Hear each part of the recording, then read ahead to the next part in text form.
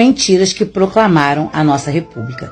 Eu sou Isabelle Valadares. Se você quiser saber mais sobre crimes e histórias, me segue lá na rede vizinha.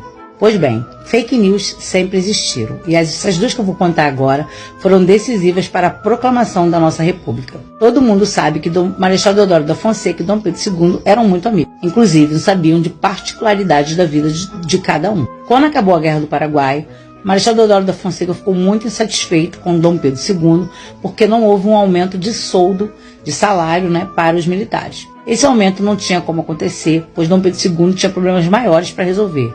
Um deles era decidir o destino dos ex-escravizados, pois a Lei Áurea tinha acabado de acontecer.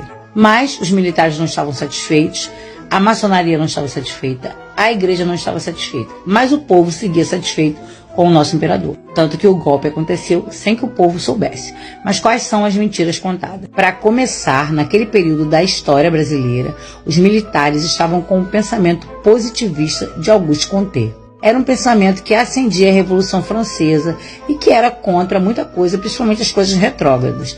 Eles achavam que um império de 50 anos e se manter na monarquia era um atraso para o nosso país. Acontece que esses militares eram muito influentes, a maioria deles estava dentro das escolas e influenciavam também os alunos.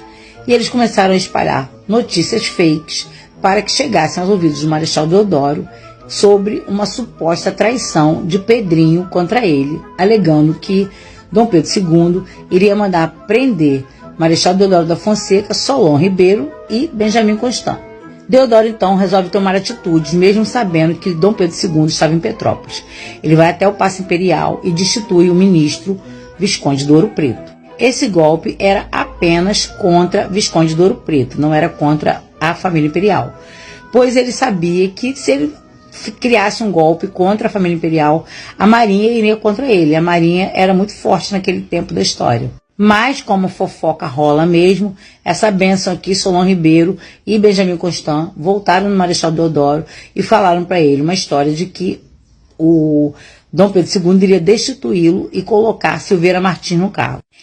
Deodoro, então, ficou puto mesmo, porque ele odiava Silveira Martins por causa de um confronto que ele teve com ele, por causa de uma mina, lá em Porto Alegre, que decidiu que não ficaria com o Marechal Deodoro Fonseca, mas ficaria com o Silveira Martins. Marechal Deodoro da Fonseca, naquele dia, estava muito doente, ouviu aquelas mentiras ali, ficou puto mesmo, levantou, foi até o Paço, deu o golpe da República, mandou que o Pedrinho fosse alojado no quartel até as 3 da manhã, junto com a sua família, porque se o povo soubesse do que estava acontecendo, não ia rolar.